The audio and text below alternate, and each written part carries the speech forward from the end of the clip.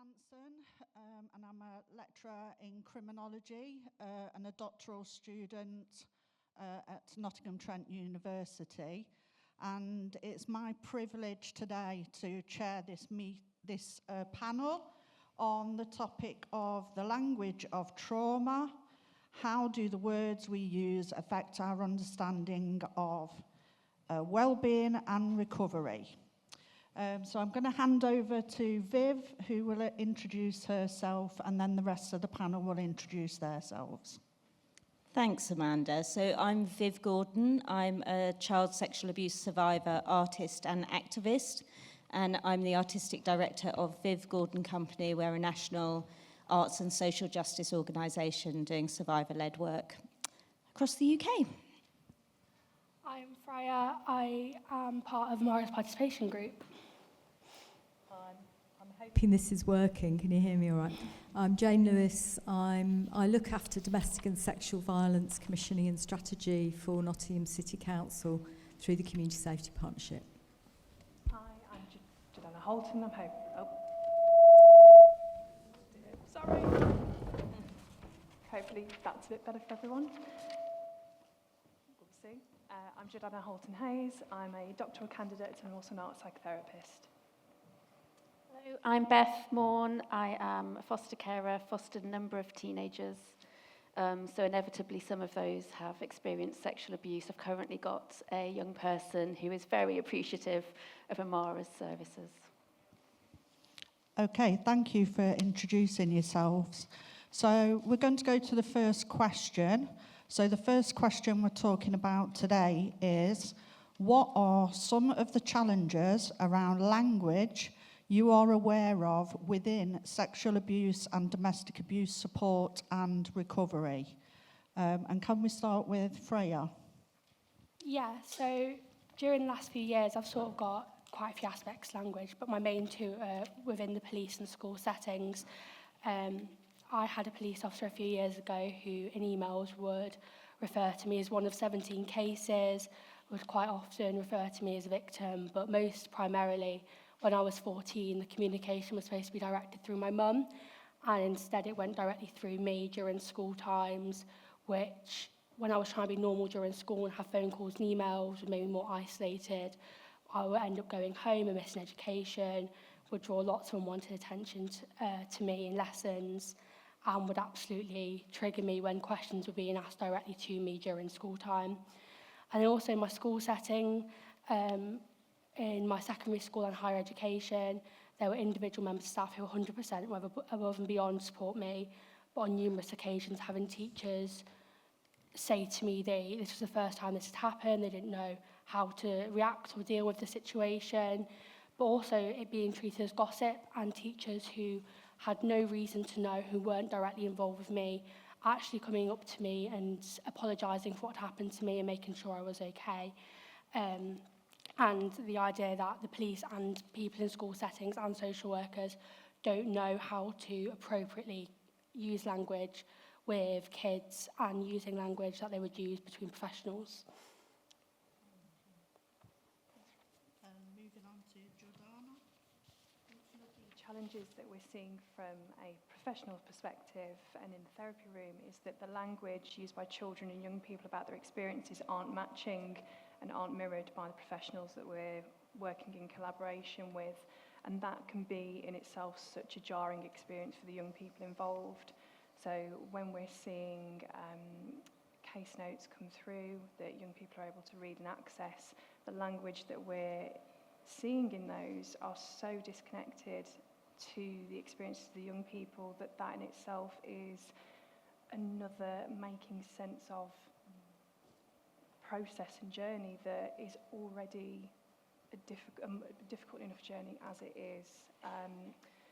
And when we are working with young people that are accessing these notes or trying to make sense of what other people are seeing within the therapy room, it's incredibly challenging to then navigate what that means for the young person and also what the intention of those words were as well. Thank you, Jordana. And Viv? So a lot of the work that we do as a company is we do lots of projects called Finding the Words, because we're really aware that there's a massive gap in our ability culturally to talk about child sexual abuse, that it's not a conversation that we're used to having in mainstream culture. And so there's a sort of cultural illiteracy around the experience. And so then at the point when something happens and someone needs support, no one is that well equipped. Even at times people who work within services where, you know, so we work a lot alongside services where child sexual abuse has kind of been missed out of the conversation a little bit, and so people lack confidence to have the conversation, are anxious around getting it wrong, and so there's a particular thing, I'm obsessed with this woman, Miranda Fricker, who talked about hermeneutical injustice as a kind of epistemic injustice. It's a bit nerdy, but epistemic injustice is around our justice in our place as knowers of our own experience, and one of the most usual examples of that is when a woman gives evidence in a rape trial, for example, and things about her character, the way she dresses, or whether she was drunk, are used to undermine her testimony and her credibility as a knower of her own experience.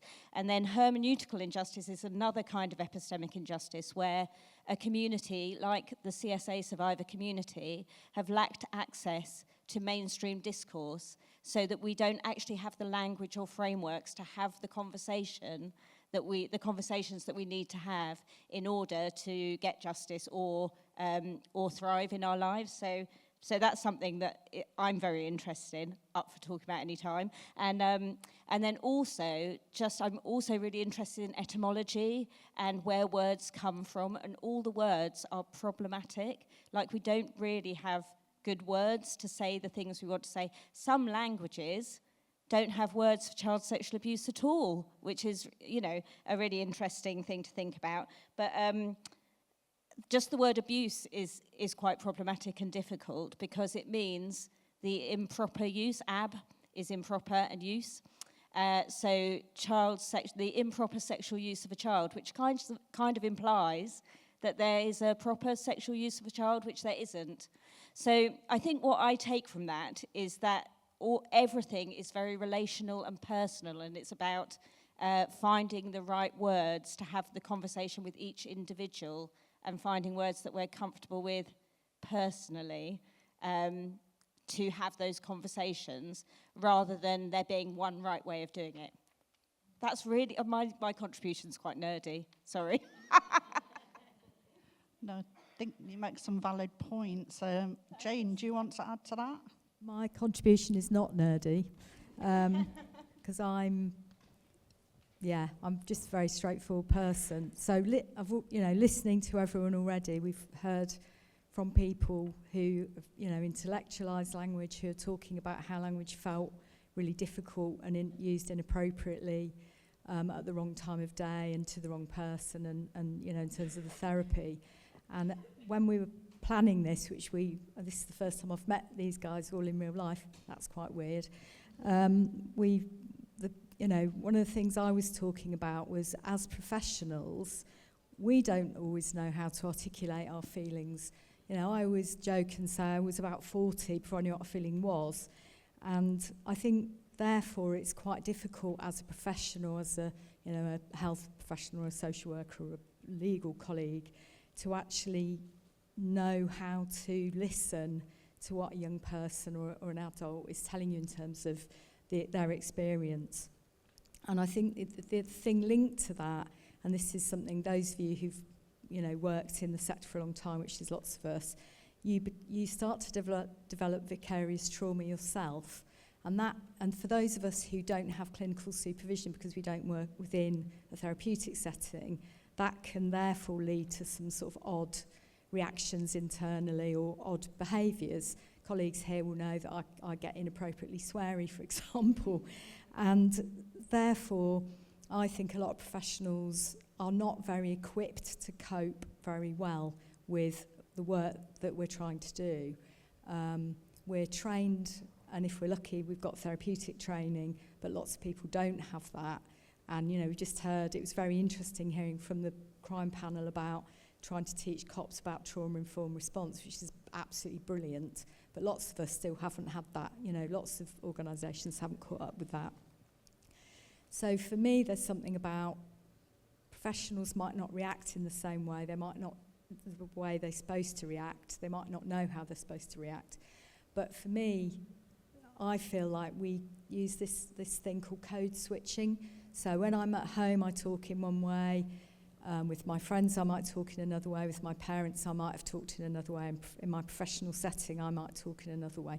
To you guys, I'm talking in another way. And I think as professionals, we need to learn to code switch better with young people, because the way a young person might express what's happened to them is not how a police officer, a CPS person, or a judge might want to hear what's happening to them. But if you don't reflect that back to the young person, then they may not feel heard themselves. So I think our roles as professionals, particularly where we're advocating, which, you know, our CHISFAs, ISFAs and other colleagues here are doing, is that code switching. And some of us do it really naturally, in a skilled, natural way. And for some of us, we have to really think about it. And for me, that is a core point to think about today. Thank you, Jane. And over to Freya. So throughout the years, I've been called quite often, primarily by the police, referred to in my notes and in emails as a victim, and that personally isn't a word that I identify with, due to the idea of connotations of blame, shame and pity, and actually made me feel quite guilty of what had happened. And since speaking more and actually listening to Viv Gordon a lot as well, I really more identify with the word survivor and the idea I'm not what happened to me, I am what I am and of what I've done afterwards. And the idea that when I got labelled as a victim by the police and by different services, I just felt like I was the one who was in the wrong. And it really linked to me with victim culture, with the idea when I was in school, peers would blame me for what had happened. I even had professionals, because of some of the stuff I had done, that was interpreted in my notes when I accessed them years later. But the idea of a survivor highlights the healing resilience, which is more long-term and which is what I identify with. But when speaking to professionals and them still using the word victim, it does feel like you're not being listened to. And that, as a kid, it links a lot to the idea of the idea of labelling someone, internalising that. It's quite a sociological theory of when you internalise that, you start to believe that and you start to act on that. And actually, this is why people need to listen to the young people and what they want to be called and what they want to be associated with, because it is a long-lasting effect. And linking on to that, which is something me and Viv both very much have a lot of experience on, is the idea of pathologising language, which is the idea of I got diagnosed with anxiety and different disorders rather than just understanding I had PTSD.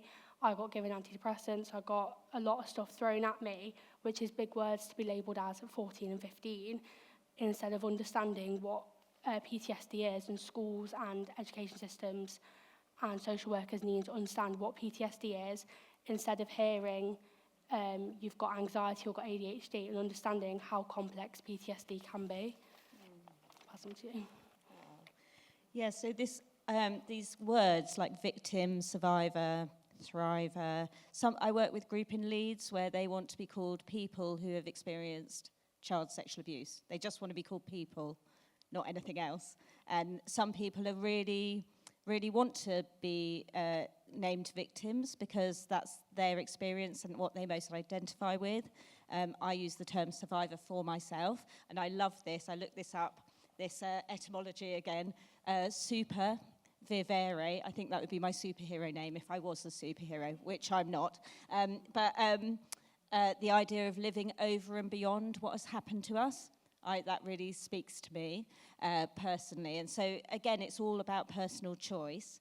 And this idea, what you're talking about, Freya, about pathologising language, of how much our trauma responses are misunderstood. You know, we have normal responses to trauma that include lots and lots of different behaviours that then are labelled as symptoms that then are labelled as disorders, and then those things almost become identities, if not for the person, but in the people who are working with the survivor. You know, so once you have a label like, you know, some of the most damaging ones that are disproportionately given to our community, like borderline personality disorder and emotionally unstable personality disorders, once you have something like that, then people literally talk about you like she's borderline.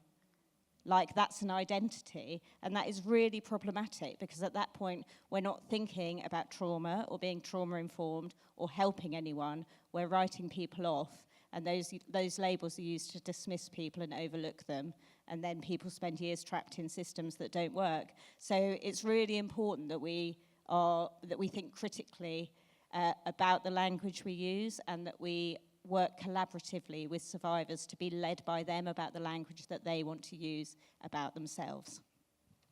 Yeah, thank you for that. And Beth?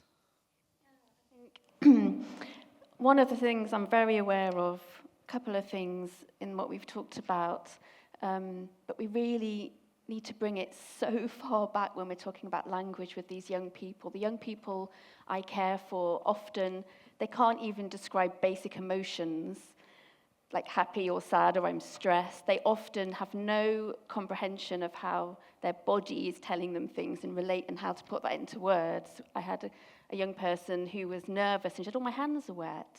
And to explain, this is what's happening and this is how you're feeling, we have to so bring it back to basics. So they literally don't have the words. So to have someone that knows them and cares for them to be able to help them find the words and the language is so important. And as part of that, it means they're going to be very intimidated with any professional they work with, even someone caring and lovely. They're either in fight or flight, so they're just going to say yes, yes, yes, don't know, to get out of there as quickly as possible, like somebody's already said. They won't, yes, I understand. They won't have heard a word of that because they're in their brainstem and they can't process the language in that moment. So again, they need someone like me to afterwards say, can you remember what they said? Let's talk about that. Let's maybe explain it better, which is also when the chivs are brilliant at doing that. Or they're just saying yes to please. I had one young person who did a whole interview report, and they lied in every single answer because they wanted to impress them. They wanted to pretend they were okay. And the professional was shocked. Why wouldn't they tell me the truth? Because they don't know you and they don't trust you, is the answer. And they're trying to put at the front.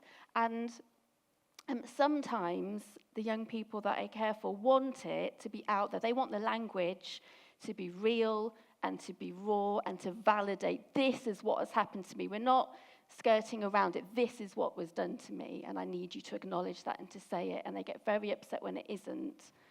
But there are other situations when they're with different professionals, maybe the same person, where they're like, I don't want you to talk about this. This is so personal and so painful for me. I want you to use the, let's talk around it. They want in different situations. So in terms of the language we use, we've got to be looking beyond words, haven't we, to how are they responding, how are they reacting, how are they coping, are they doing okay? Because they won't be able to tell you themselves that the reason their heart is racing is because they're not doing okay, they've been triggered. Okay, thank you for that. I think as well we need to recognise how language around trauma often gets minimised as well, because I've certainly seen this within my PhD research, looking at disability hate crime. Disabled people are experiencing hostile and abusive behaviour, but when the language that is used often gets minimised into terminology such as like bullying, and it kind of downplays that language of trauma, that impact on the kind of victim survivors. And I certainly know with working in the area of domestic abuse as well, that where both perpetrators and survivors will often use particular language to kind of downplay behaviour, particularly around kind of coercion and control as well. Okay, so just moving on to the next question. So the next question is, are there any solutions? So how do we navigate these challenges of language? What do you recommend from your personal experiences or professional expertise? And so can we start with Beth? Yeah, I think for me a really big one is having someone that knows the child well, knows the young person well, and knows the language they use and knows what they can understand, so they can, like I've said, reframe it and make sure, you said you understood, but did you understand? Because they know the language and the vocabulary that they're familiar with and can then also be their voice. And I know it's the young person's voice is really, really important, but I have many times when they just say to me, Beth, will you tell them? Will you say it? Because for them to say it again is really painful and distressing, and they just don't want to. They just want me to do it for them, or whoever that safe person is. And so I think that's one thing we need to be doing. And whether that's a letter someone's had or an email that someone had, having someone to say, this is what it means, and let's take as long as it takes and as many times to make sure you understand. We talked in the previous panel about control and knowing what's going on and knowing what's happening. Yeah. Thank you. Jane? I think that's really important, and it's back to that, having an advocate. And the thing that for me is really important is that we, and I think there might be a new slide popping up shortly, but that we move the language away from, not from the young person, but the responsibility away from the young person and to the perpetrator. And again, that was something that the panel spoke to about earlier. But for me, this is the Jackson Katz quote, and it's how Jackson Katz tries to get us to think about domestic abuse. And you can see it above my head. I can't see it, but it's really helpful in terms of thinking. We need to stop thinking about putting it with the survivor, and that's something you've spoken to really clearly. It's not this person's fault. Let's move away from victim blaming. Let's move to that Jackson Katz approach. And that's really strong for me. And I think that might take the pressure off young people, as you've said, having to describe something really horrible, when actually we just need to be shifting the focus to, and us all learning how to speak in that way. It's really difficult to do, but that's what I strongly feel we need to start doing more. Thank you. Freya, would you like to add to that? Yeah, I think with the language with professionals, like I know it was mentioned in the first panel about when you do receive your case notes back and when you read through them and understanding the language, but also when you are having direct contact with a social worker or police officer or even with schools, sometimes the language they're using, you can't digest it, and with everything that's going on, when you can't digest it, you can't answer it properly, which leads to an inaccurate answer. And then when you look back on your case notes 4 years later, and it doesn't correlate to what you remember or what you know you said.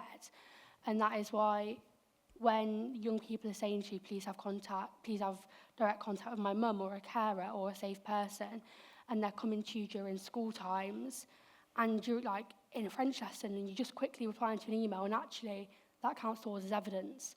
And you don't realise that till later, but you can't digest the language they're using so quickly into reply.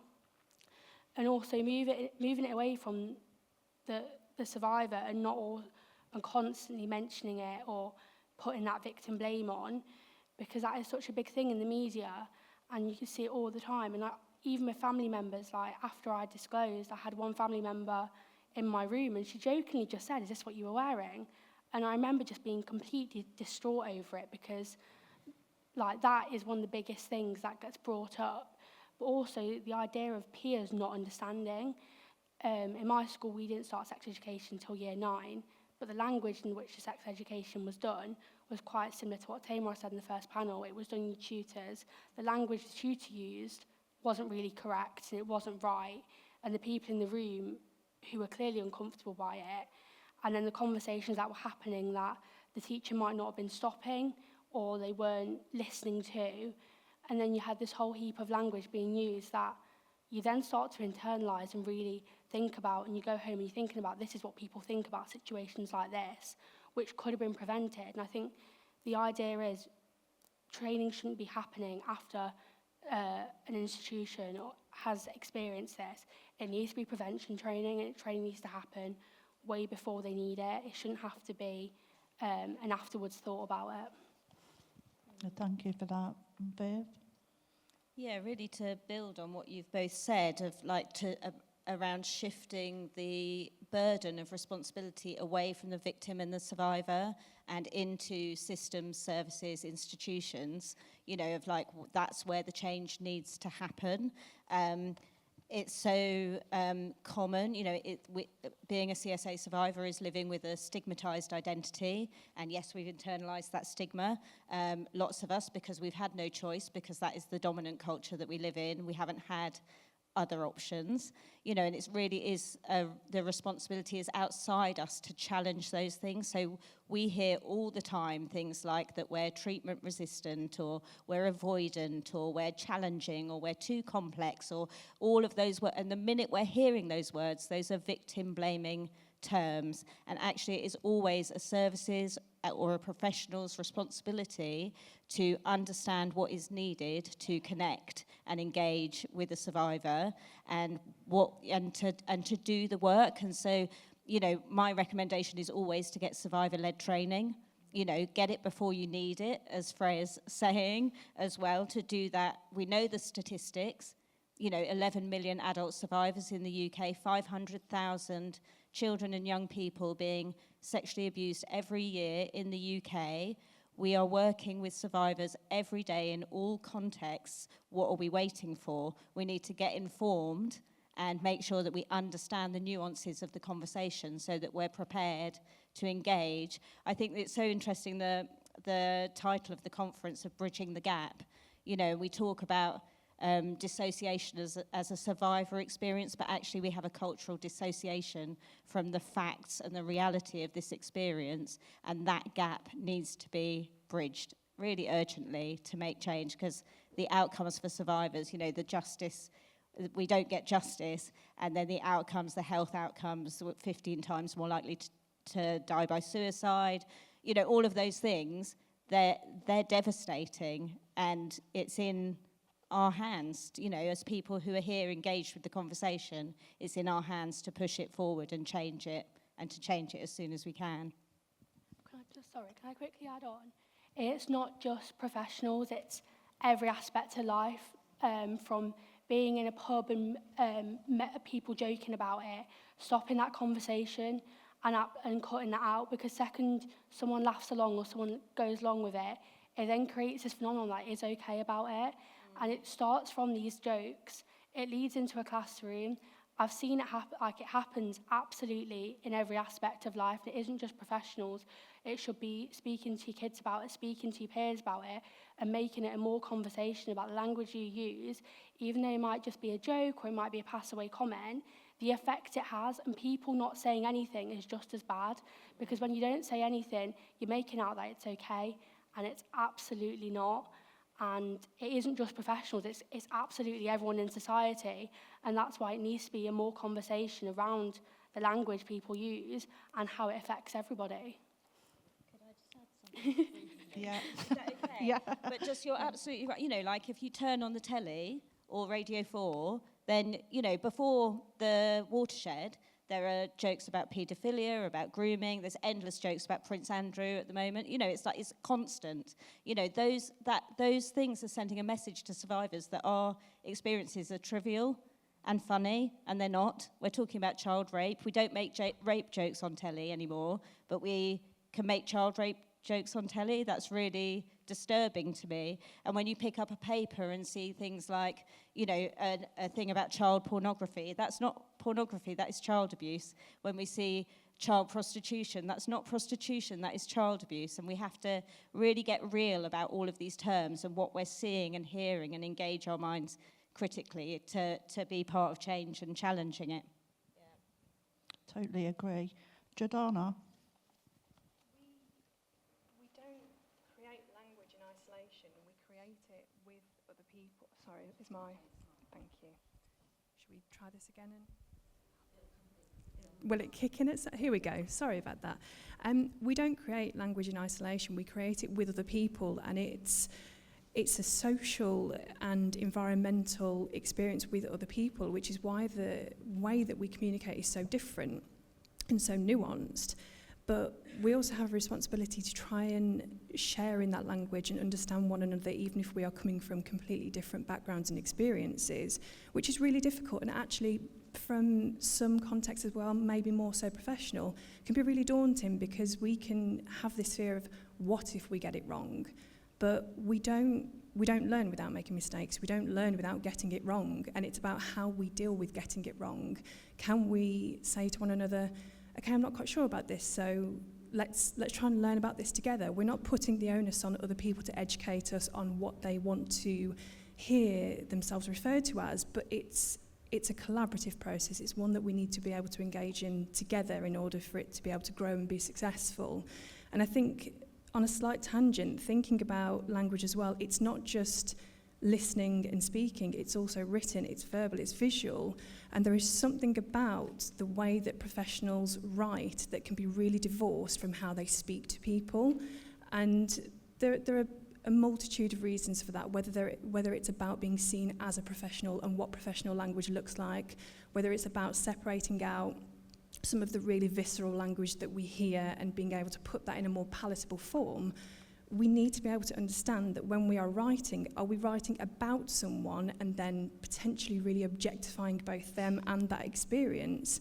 But also, are we writing with them? Are we writing to them? Because when we write to someone, our empathy and our ability to sit in someone else's shoes and think about how that would be received is so different, and it shifts, and it feels very different to be able to write to someone rather than write just about them. And we really need to consider that we are now in a time post-GDPR where people can see what we write and how we write and what that looks like. And we need to prevent the situations where a young person or even an adult is getting a huge file about all of the times they have been communicated about, with, to, that are so distanced from the compassionate approach that the person might have face to face.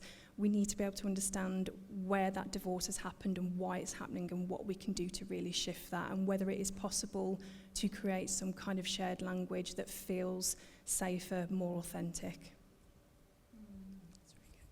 Yeah, thank you for that. So just moving on to the final question from the panel. What is your key message that you'd most like people to take away from here in this discussion today?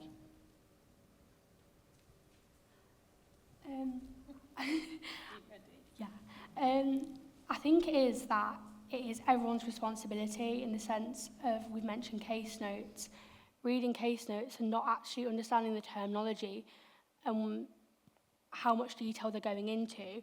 From in schools and your English teacher learning about mice and men, for example, and language she uses around a sexual assault in mice and men, and you being stuck in that classroom, to social workers and how they ask you questions, to working in a pub for 4 years and having jokes said to me that I ended up having words with like men at the end of the bar who are grown men and or even grown adults, grown women, who don't realise what they're saying and the impact of it, to peers at school and friends. It's not just on professionals, but professionals have to understand when they are speaking to children or even adults, the language they're using, is it appropriate and is it needed? And actually, we can access these notes years later, and not all professionals will realise people do that. But actually, we do, and we do read what you say, and it personally hurts to see what has been written, and actually what has been written with an absolute mist of communication and language of having emails, not realising that is actually evidence. And I think people need to realise the importance of language within this subject area, and not being scared to talk about it, and not making out like it's a scary thing to talk about, because actually that's our lives. Like, that is something we have to talk about and live through every single day. So why should someone else be scared to talk to about it?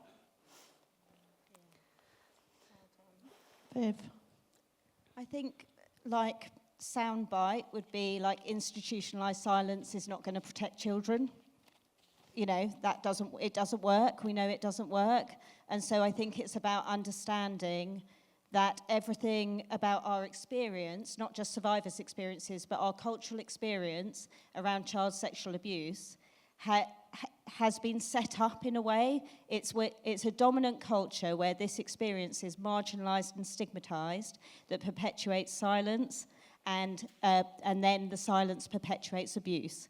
And if we want to be part of changing that, we can only start with ourselves, in the same way that we would address something like institutionalised racism and see where that is operating in all our interactions, in the words we use, in the way we relate to people, in the processes and systems that we have, and we're taking steps. It's not fixed or solved. You know, we live in an institutionally racist country, but we definitely are looking at how do we unpick and understand those things. And we need to do a similar process with this conversation, where we have to sort of deep dive into ourselves and look at what we've internalized around the conversation, at our own fears, and how we can address that, how we can become more comfortable to talk about it, how we can become more comfortable to challenge systems that are victim blaming, how we can work towards social justice for survivors, because God knows we don't get